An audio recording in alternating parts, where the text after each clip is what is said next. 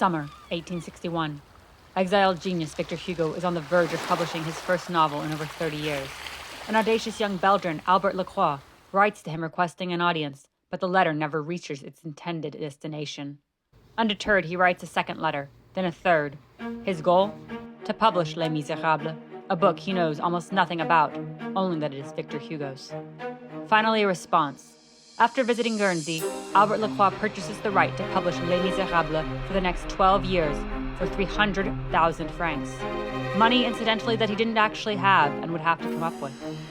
By the end of the year, he had received the first part of the manuscript, hand-copied from Hugo's borderline illegible scrawl by Juliette Drouet, Julie Chenet, and Victoire Etas. In Brussels, typesetters used the fair copy as reference and set the work in type. They printed galley proofs to be sent to Hugo for final approval. Thus began the final editing process, the minutiae of which is preserved in the letters between Hugo and his publisher. The following is a dramatization of a selection of their letters, translated, edited, and ruthlessly abridged. We began January 9th, 1862. While Victor Hugo is still revising the latter half of Les Miserables, he receives in the mail the first 12 proofs, or around 190 pages of Part 1. It is midnight, my dear Lacroix. Despite the serious mistakes which I have pointed out, I give my approval for the printing of proofs 1 and 2. I must request a second draft of proofs 3 and 4, though. For Digne, it is particularly important to always write D- instead of D ellipses. Never insert ellipses where I have not done so. I am working tirelessly, but by sending me 12 proofs at once, you fail to consider that this will prevent me entirely from working on my revision as well. This is to your great detriment. It is better to proceed with less haste and achieve greater success. Each of the book's 5 parts was to be subdivided into volumes, but at this point in time it was still undecided how many volumes each part would be. I regret that despite the remarks I made to you when I handed you the manuscript, that you are planning to make 3 volumes out of Fantine. I fear you will put off those with light wallets. I very much hope I am wrong. From the first day I met you, I recognized in you a noble and ardent intellect. I cordially extend my hand to you, Victor Hugo. It took about 3 days for a letter to travel from St. Peter's Port, Guernsey to Brussels, Belgium.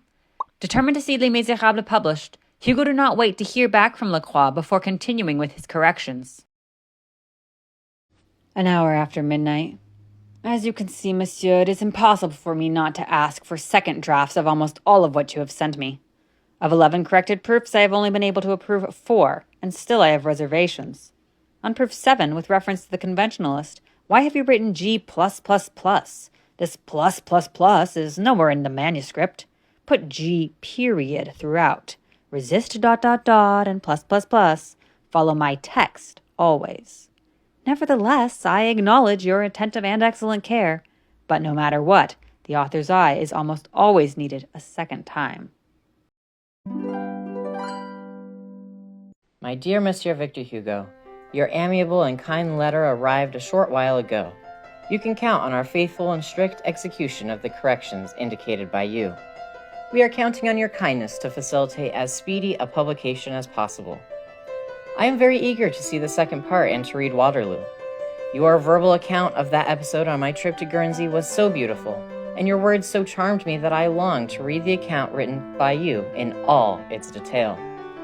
In reading the proofs of Les Miserables, I perceive 1,000 beautiful details and refinements of style and form that I had not yet appreciated fully, despite having read the manuscript 3 times. Ah, dear and illustrious master, what success awaits you. I hope you will be in Brussels then. I remain entirely at your service, dear and great master. 1,000 greetings also from my associates, who will be happy to welcome you. midnight. Your gracious letter brings me great pleasure. Have you given any thought to starting the Paris edition? Lacroix's workshops would print copies for the Belgian and foreign markets. However, due to fears of censorship by the government of Louis Napoleon and as part of a business deal involving a pre-existing contract, a different publisher would supply the French market. Lacroix's finalized proofs were forwarded to Paris, entrusted to the care of Hugo's friends Paul Maurice and Auguste Vacquerie. Paul Maurice is waiting impatiently. I insist that the Paris edition be page for page and line for line identical to the Belgian edition. An affectionate handshake. It is after midnight. Lacroix replied to Hugo that he didn't want to start the Paris edition too soon because he feared that the book would be leaked and counterfeited. Initially, Hugo agreed. Admire the English Sunday, my dear Monsieur Lacroix. A storm stopped the mail from arriving yesterday, and because today is Sunday, the mail is not distributed, such that I will not have until tomorrow your parcel which I ought to have received yesterday. And this ineptitude reigns, even though these are the people who say, time is money. I don't have a minute to spare. It is terrifying work to publish the first part with one hand while editing the latter part with the other. I extend to you my best handshake, VH. My dear Monsieur Victor Hugo, there is hardly time for me to throw a few words into this letter alongside the proofs. I will take advantage of these few words to tell you that Waterloo is admirable. You have shown such skill in avoiding certain details that might have displeased either the French government or other nations that we are confident no one will find fault with it. We hope to receive, insofar as it is possible, approval for the majority of the enclosed proofs, so as to make up for the delays which have been caused by the sea, and which may recur. When do you think the third part will be ready? And the fourth? And your trip to Brussels? In great haste, with a cordial handshake from your devoted servant, Albert Lacroix. I am delighted by what you have written to me regarding Waterloo. A word regarding the footnotes, though. They must be denoted by asterisks. Parentheses are inelegant and useless. And would you be so good as to research whether Monsieur Bruguier de Sorsum is dead? If he is still alive, I do not wish to upset him with a short epigram to be included in the year 1817, however harmless it may be. A P.S. Your evaluation of the book Waterloo also impressed my son Victor with its elevation and your keen sense of what is true. He asks me to convey this to you. My dear Monsieur Victor Hugo, 10 days have passed since a single proof has been returned to us. What is the cause of the delay? Disregard the question. Storms account for much of it, no doubt. This, my dear sir, is what I feared would happen. We can make no further advances at present. We have run out of type, and the printing has been halted. 27 proofs are in your hands. Ah, the mail is here. Thank you, sir. But what's this? The letter's been opened. Ah, only just now has the postman brought us your letter from last Tuesday. The letter was mailed to Paris, where it was opened, as the address mistakenly bore my name with the notation Paris, France. A bookseller in Paris, to whom it was delivered, opened it and forwarded it to us. Anyways, could we change the dividing point of the volumes? For example, in order to balance the size of the volumes, could we move Petit Gervais from Volume 1 to Volume 2? We would appreciate your authorization to do so, my dear sir. Although we are increasing the number of volumes, my dear sir, we are reducing the price per volume, which will produce an excellent effect on the public. In reality, the total price will remain roughly the same. In great haste, yours devotedly, Albert Lacroix. After midnight, dear sir. Number 1. The letter sent to Paris. Do you have the envelope in your hands? Does it have the words Paris, France written in my handwriting? I think that's not possible. The error must lie with the post office. Number 2. Moving a chapter from one book to the next? The work would be strongly disfigured by it. Impossible to move Petit Gervais. That chapter is the conclusion. This only supports my point regarding the division into 2 volumes. Make 2 volumes and no more. Number 3. Regarding the price. You are mistaken. I have right here before me your handwritten calculations. You will not lose money by dividing the first part into 2 only. Think about it. Make only 2 volumes. Number 4. No proofs returned for the past 10 days? I don't understand any of this. In the morning I revise the manuscript. In the evening I correct the proofs. It often happens that these corrections continue long into the night, such as tonight. Therefore, I personally put them in the post box so that they are picked up in the morning. Presently, you ought to have everything up to and including proof 14 of volume 2. I understand your impatience to print, but I must revise the manuscript. It would be a shame if I were forced to omit details. You inspire in me the greatest and most cordial regard. You are one of those men who, through their talent, honor the nation of Belgium. Well then, heed my warning. There is still time. Return to the division of each part into 2 volumes. I strongly recommend you weigh all this in your excellent mind. VH. 1 a.m. Your letter, monsieur, arrived late. I immediately began working on the corrections. It is deep into the night, and desiring that this letter go out tomorrow morning, I have no time to write to you of other things. But be sure to send me the Bruguière de Sorsum information before proof 1 is finalized. I would have very much wished that before the page were even set in type, to have received from you the information I requested. And please tell the printers that the proofs could be printed better. Some of them are coming to me blank. And the excessive postal delays that you mentioned do not seem at all natural to me, so please look into this a little. I close this letter with 1,000 affectionate compliments. V.H. Dear Monsieur, here is a warning which I have received. The letter comes from a person I scarcely know. I have cut out the following lines. Let's see. Your spectacular ideas, I can assure you, blah, blah, blah. Someone is boasting of having knowledge of Les Miserables and of having the second part in his hands. I attach only a relative credibility to this letter. All the same, I am signaling the danger to you. Beware of those who would offer advice. Though they appear concerned, yet are only seeking to satisfy their curiosity. This book is a mountain. It cannot be fully perceived except at a distance, that is to say, complete. Therefore, do not share, I beg of you, the manuscript with anyone, not even your best friend. I accept the judgment of the public, and above all, the judgment of posterity, but not individual opinions. For a book such as this, the audience must be the world or no one. In Proof 13, page 209 and 210, here again 2 paragraph breaks have been inserted which are not in the fair copy. I regret your mistake, and it is impossible for me to consent to it. Imperfect typography is nothing compared to literary misinterpretation. Beginning with Fantine through her mirror, and until 100 sous a day, all in one block, and without pausing for breath, is a summary of Fantine's desperate situation. This summary cannot be divided into paragraphs. It must absolutely unfold from the first line to the last without interruption. That is what gives her declaration, "Let us sell what is left," its gravitas. You must therefore remove these paragraph breaks and restore the text. As this entails a rearranging of type, which may result in new typographical errors, I am, though I strongly regret it, obliged to request a 3rd draft. I would very much like to see a satisfactory solution to the question of returning to 2 volumes. I hope to see in Tuesday's mail that your excellent intellect has come round to my opinion, guided by your most obvious self-interest. By the way, no matter how much care I take in the revision, consistency in dates or in characters' ages in relationship to one another may escape me. I would certainly be very obliged if you could indicate to me any that occur to you. And on that subject, have you given any thought to the information concerning Bruguière de Sorsum? Above all, do not share the manuscript with anyone. And P.S. It is in your utmost interest to publish 2 volumes, 450 pages each. They will be beautiful. That is the way to immense success. It's your move now. Lacroix was not quick enough in acquiescing to Hugo's desired 2-volume format, much to Hugo's annoyance. I insist your plan is impossible. It is disastrous.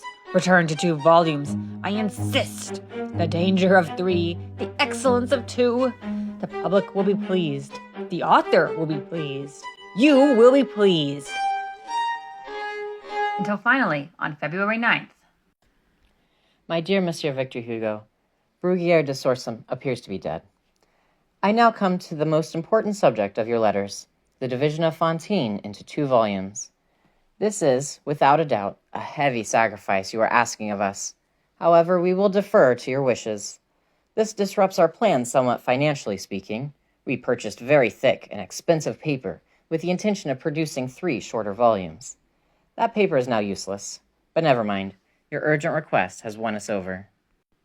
And I will venture here, dearest master, to propose a change which, while serving our purpose, will also greatly serve the success of the book. Lacroix ventures to make an editorial suggestion, the removal of petit picpus and parentheses. I fear they may stall the reader's curiosity. Of course, I'm speaking of the general reading public, not literary connoisseurs. Ah, how I wish I could discuss all this with you face to face. Could you not come here? Come, dear master. I congratulate you on returning to the 2-volume plan. This 3-volume idea was a doomed one, which you clutched at despite me. But your excellent good sense has brought you back round to seeing the truth. As for your purchase of the thick paper, first, say mea culpa, that is your mistake. And then rejoice, you are getting off lightly. I am laughing, dear sir, because I am happy to see you on the excellent path that your sound judgment will always keep you on. A note on spelling. Follow my spelling always. Don't pay attention to the stupid spelling in dictionaries, which are written by donkeys. And now, my dear Monsieur Lacroix, as to Petit Picpus and parentheses, noble and rare intellect that you are concerned with success before beauty. Well, there is some sense in that, and I admit that the businessman must, to a certain extent, influence the philosopher. So please, send me in haste Petit Picpus and parentheses, with the abridgments or omissions you would desire noted in pencil. I will consider them. P.S. Going to Brussels is impossible at the moment. And besides my health, consider also your own best interest, which is the work I am doing for you. But you, who are so young and full of life, why don't you come here for a visit? Think it over. Lacroix sent Hugo a list of proposed cuts to Petit Picpus, and timidly suggested removing parentheses altogether, at least for the first edition. However, without the actual manuscript, Hugo refuses to make any changes to Petit Picpus. As for parenthesis, its pure and simple removal is not possible. I cannot put a convent in Les Miserables only to praise it. Ultimately, Hugo and Paul Maurice decide that, rather than remove anything, they will release Cosette and Marius on the same day.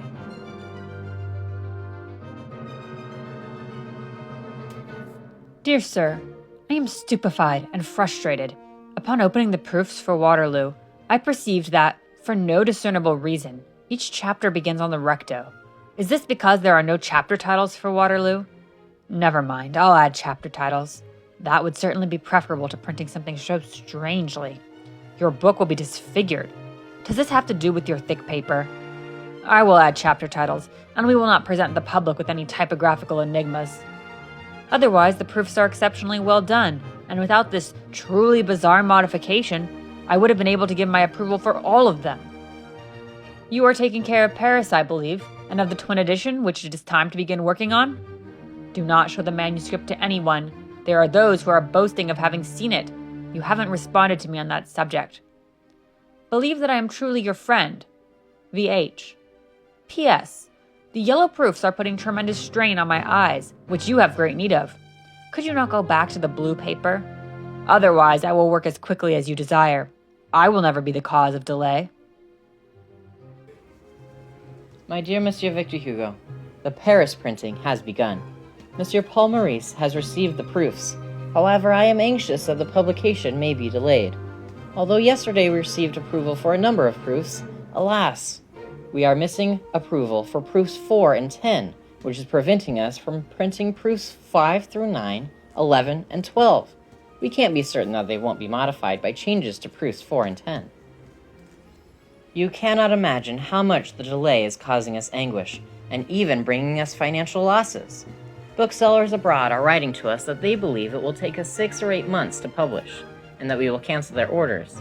So, they do not want to order more than just the first part, unless we can guarantee the book's complete publication by the end of May. However, dear master, this would be literally impossible if you do not come to Brussels. Summer, which, believe me, is extremely detrimental to books, will weigh heavily on Les Miserables. This is such a serious matter that, on the occasion of the most important work of your life, it seems to me you would be able to make the sacrifice of taking a trip. We have at your disposal a charming house adjacent to the workshop. It remains entirely vacant for the time being, as I have not yet moved in. Dear sir, I'm not saying that Brussels is the wolf, but Guernsey is certainly the lamb.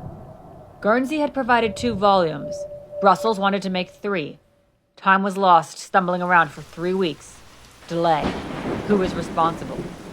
Brussels begins by preparing proofs admirably, but then becomes careless and sends me the same mistake 2 or 3 times. Delay. Who is responsible? You know as well as I do the dangers of resetting type. While reshuffling in order to correct one mistake, the worker often makes new ones. Delay. Who is responsible? You will clearly see that Guernsey is the lamb.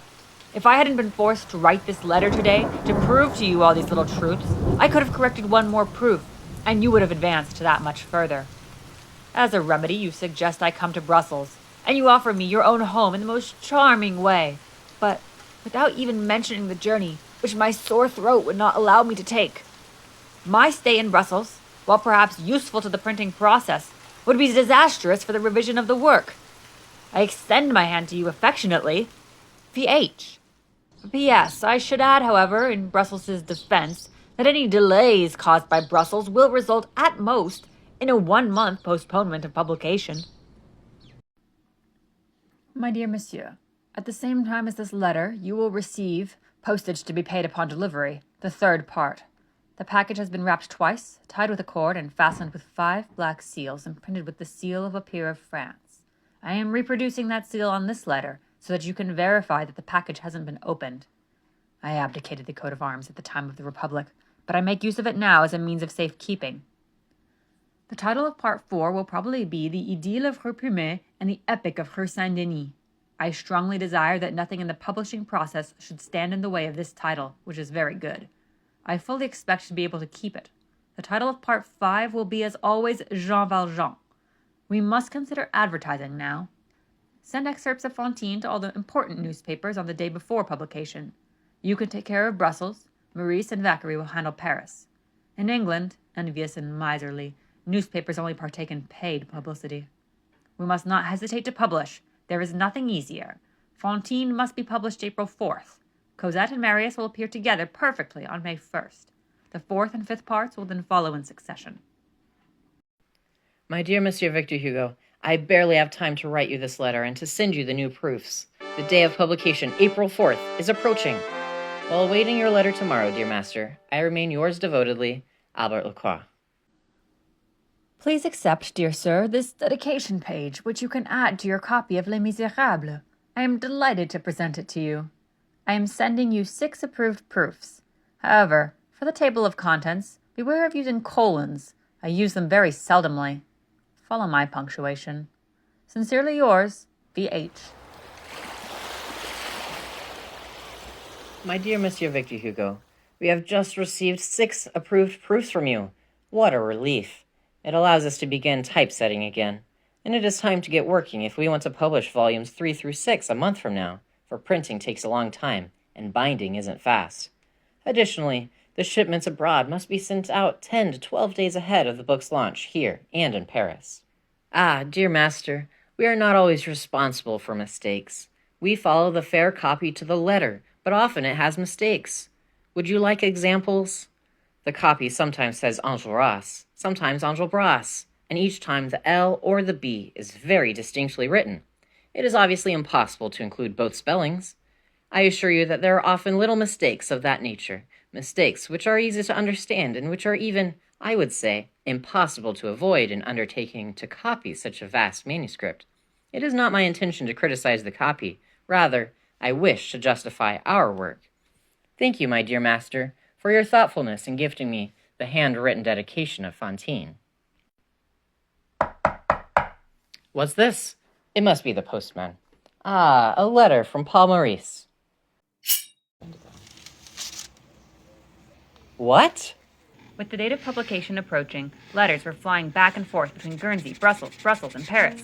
Inexplicably, Hugo had given Brussels and Paris different publication dates, despite the plan for Fantine to premiere everywhere simultaneously. My dear master, Paul Maurice has just informed me that the book will premiere in Paris April 7th, a date chosen by you. But, dear master, the public is becoming impatient, which is only half bad, but also tired of waiting, which is worse. I will write to Maurice, and he will understand that we must publish on the 4th. The following is a dramatic reenactment. Auguste, are you awake? It's 10 in the morning. About to have breakfast. What's the matter? Noel Parfait has just come to see me. He says Paul Ciraudon is carrying a copy of Les Miserables. Impossible! That's what I said. Apparently Ciraudon bought it yesterday in Brussels. We can't wait until the 7th to publish. We'll have to bring forward the date. Our publisher promised he could print a whole volume in 5 days. He will have to do it in 3. Let me just eat one bite first. It's possible that the copy Noel saw was a leaked copy printed ahead of time for foreign markets. Or could it have been employed by Lacroix to move up the date of publication? Whatever the case, Maurice, Vacquerie, and Mademoiselle Hugo succeeded in bringing Fantine to market April 3rd. Lacroix arrived in Paris to celebrate the book launch and joined them for what must have been a very interesting dinner. In haste, I know that really all is going well. Tomorrow I will dispatch to you to be paid upon delivery the next 4 books of Part 4. We'll have to make 2 very strong volumes out of it, not 3. The only complaint being made in Paris about Fantine is that the volumes are too short. The 4th and 5th parts will have very strong volumes. All will be well. And things were, in fact, going well for the most part. As Lacroix reported, more than 5,000 copies have been sold in France, and a similar number in Belgium and in other countries. Copies of the Brussels edition were brought to Paris and sold as second editions. They began printing more copies in both Paris and Brussels, but in the press, not all was well. The Catholics attack Les Miserables.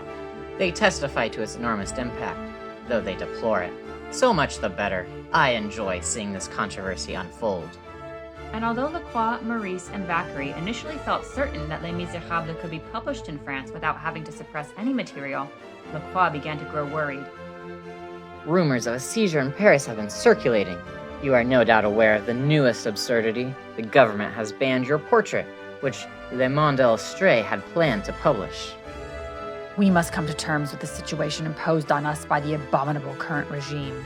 We can't do anything but make them repent should something happen. Make it known that if Bonaparte persecutes Les Miserables, I will return to waging war in the style of Napoleon the Little and Les Châtiments. This will intimidate persecution and make them retreat. As ever, Lacroix continued to ask Hugo to come to Brussels. I hardly dare to speak to you on the subject. Such insistence on my part may displease you. However, you must forgive it in favor of the excellent reasoning which guides me. To no avail. Leave me to my solitude, on my rock, to my relentless work. Whatever your reasoning, as sensible as it may be, it can but fail to change my mind. However, despite these difficulties, Lacroix remained as enthusiastic as ever about the material itself, begging Hugo to send him the fair copy, perhaps to facilitate printing, but also, it seems, out of sheer enthusiasm. My dear Monsieur Victor Hugo, the Easter holiday provided our workers with an excuse to take 2 days off, which has delayed today's letter, and which explains to you why only a single proof is enclosed. I have now read 9 books of Part 4, and I am becoming more and more charmed and enthusiastic. Book 7, Argot, is such a beautiful study, and Père Mabeuf, who bears his misery so nobly, what an original creation is he. The storm rumbles, the epic commences. I don't know how my heart will take it when I reach the end of this giant drama. I am waiting, dear master, for Sunday, when I will receive the next part of the epic of Rue Saint-Denis. When do you think we will have the manuscript of the 5th part, dear master? It is 2 a.m, and I am losing strength. As I have no stamps, I am forced to throw this into the mail without any. It must be mailed tomorrow morning. Monsieur Vacquerie writes to me that you have sent no more proofs to Paris, and I cannot understand why. Their workers have had to stop. 1,000 affectionate compliments. B. P.S. It is very important to publish the next parts on May 10th. You would have to fail on purpose to miss publishing by that date. Everything is in your hands. P.P.S. Make an effort in your interest and in that of the book that the Belgian edition is identical to the Paris one. It's quite serious that you haven't made more progress. Publishing on the 10th is sine qua non, i.e. an indispensable condition for success. P.P.P.S. Prepare yourself to receive the end of the 4th part. My dear Monsieur Victor Hugo, in Paris they were only lacking proofs for a single day, due to an accidental oversight on my part, an oversight that is understandable amidst so much work.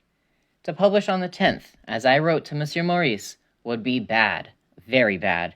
It's a Saturday, And on Sundays, one goes to the countryside.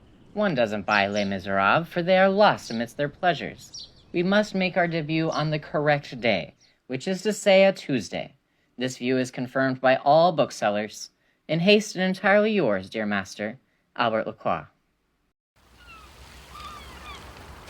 My dear monsieur, beginning with the 3 books enclosed within, and for all the copy which will follow, the pages contain far less writing. The copy was written by a peasant woman, a single mother without any bread, so this is more of a good deed than it is good copy.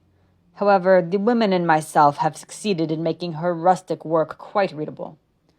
I am also sending you 2 letters from Messieurs Vacquerie and Maurice, which will be very useful for you to read. You will see that Paris has run short of copy due to Brussels, and this happens every day almost. This is inconvenient, and I am signaling it to you. As the printing proceeded, this would be an ongoing issue, though Lacroix would argue that delays were not his fault, but Hugo's, for refusing to come to Brussels. By May 20th at the latest, barring illness, you will have the entire remainder of the manuscript. The revision completed, you will be able to send me, if you see fit, 10 proofs a day. Thus, taking into account this acceleration, which I desire, the 5th part could be published to June 20th. There's nothing more simple, but you must make it happen. I have proposed a thing and am ready to do it. Say yes. Don't waste more time. Don't make me write more letters about it, as this only eats into my precious time for working. And don't forget that Paris must take precedence over everything. Read Maurice's letter. Parts 2 and 3 of Les Miserables were published May 15th. Lacroix's letters testify to its success. You are, now more than ever, the great and dominant master of the French people, a sovereign master by virtue of your genius. Also, to be honest, I must make my apologies concerning parenthesis and petit pupus, which I had feared to see interrupting the plot. However, they have not generally been viewed from the same standpoint of impatience. However, Hugo did not see that success reflected in reviews, especially Belgian reviews. You are 2 very intelligent men, and you will agree with what I'm going to tell you. Your Belgian launch is a complete failure. Compare yourself to Paris. I have received over 200 articles from enthusiastic newspapers from France. I am not sorry if this comparison stings your pride and spurns you to compete. Meanwhile, work on parts 4 and 5 continued. P.S. You have everything now. There are 2.5 volumes left to print. Send me 10 proofs a day if you want. Everything may be published before the 30th. Publish. Publish. Send approved proofs to Paris as soon as they are printed. Paris complains that they are obligated to tear the book from you crumb by crumb. Dear Sir, fearing that the final volumes might be too thick, I had withheld a chapter entitled, The Horizon Which One Beholds from the Summit of the Barricade.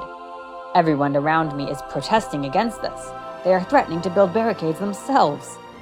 That chapter is very important, and I have come around to the side of the insurrection. I am reinserting the chapter. It defines the meaning and the goal of the barricades. As a result of its insertion, you must change all the following chapter numbers. Never send me mistakes which have been corrected by hand or pasted on. This is not a correction made, and it forces me to request a 3rd draft. Better to delay sending the proof by a day so that you can send it to me actually corrected. I seal this letter in haste. My most affectionate compliments, V. My dear Monsieur Victor Hugo, I have finally reached the mountain's peak. To use your own metaphor, for the comparison is so true. This book is a mountain which one cannot judge without arriving at the summit. I read it. I read it all. I devoured your immense work. I cried.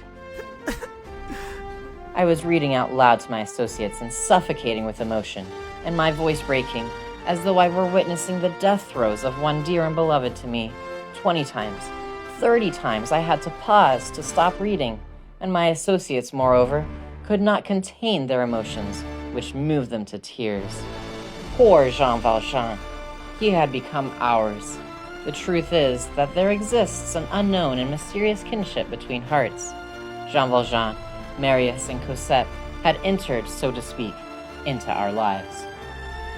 I want to reread it, because, under the influence of inescapable emotion, 1,000 details escaped me during the first reading. Everything in your work is grand. Eponine becomes a hero. Javert hears the supreme voice.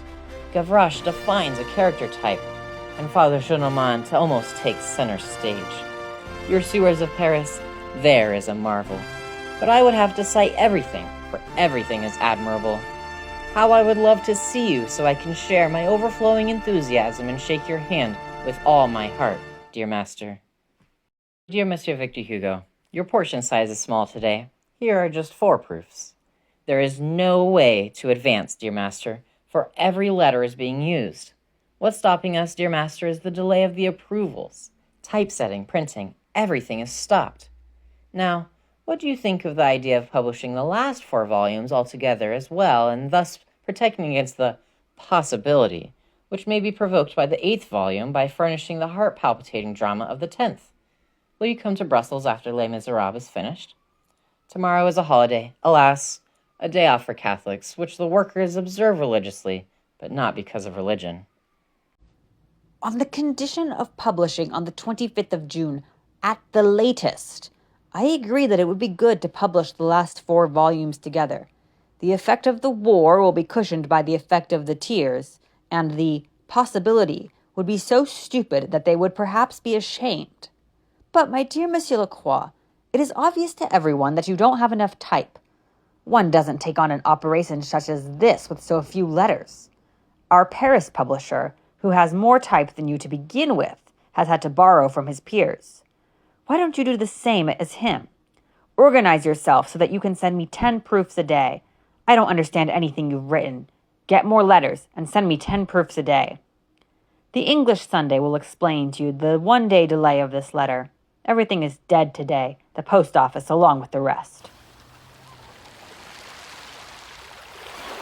Each day where he received few or no proofs annoyed Hugo. Why am I only receiving a single proof today?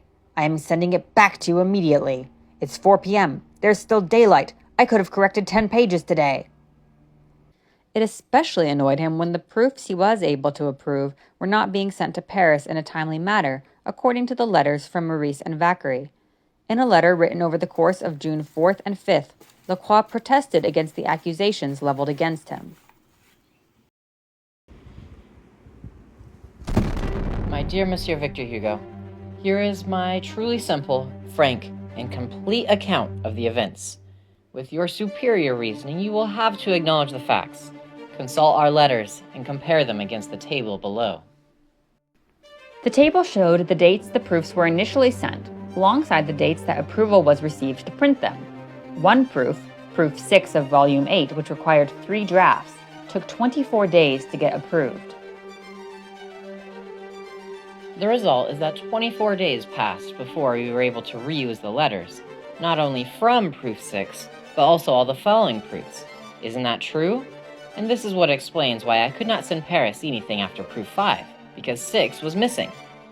Will you acknowledge, dear master, that we cannot give to Paris what we do not ourselves have, and I would be grateful if your words could be heard in Paris to assure these gentlemen that there are no valid grounds on which to reproach us. Continuing now on the next page. My dear Monsieur Victor Hugo, on the 1st, the 2nd, and the 3rd of June, we received a series of approvals.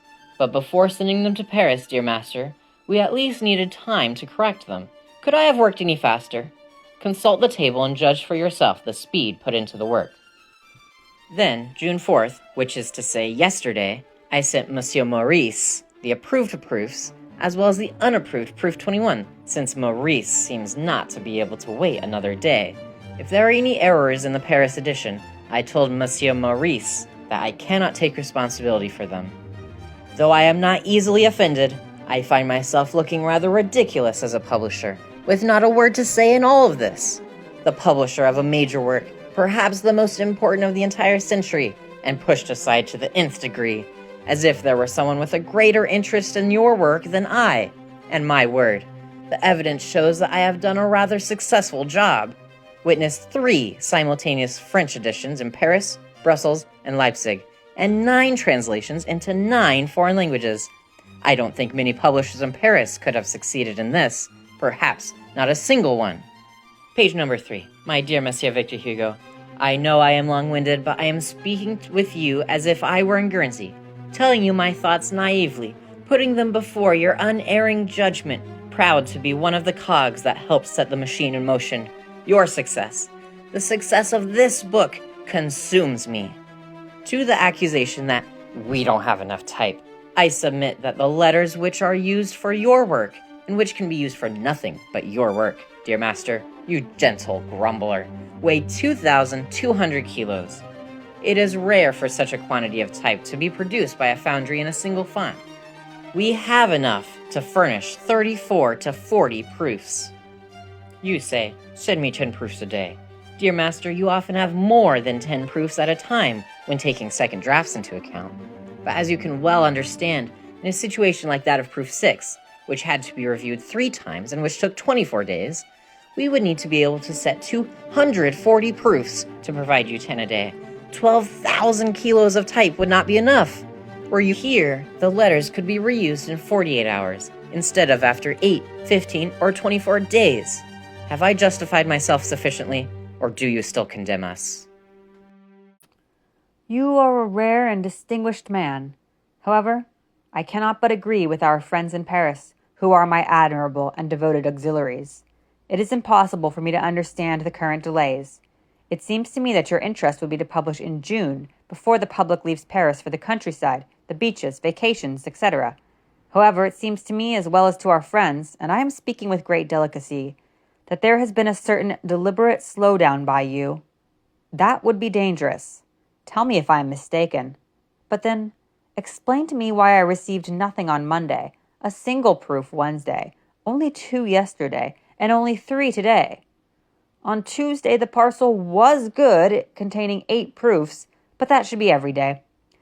You understand that my only concern in all of this is my deep concern for you. My most affectionate compliments. Send approved proofs to Paris quickly. My dear Monsieur Victor Hugo, here are 11 proofs for you today.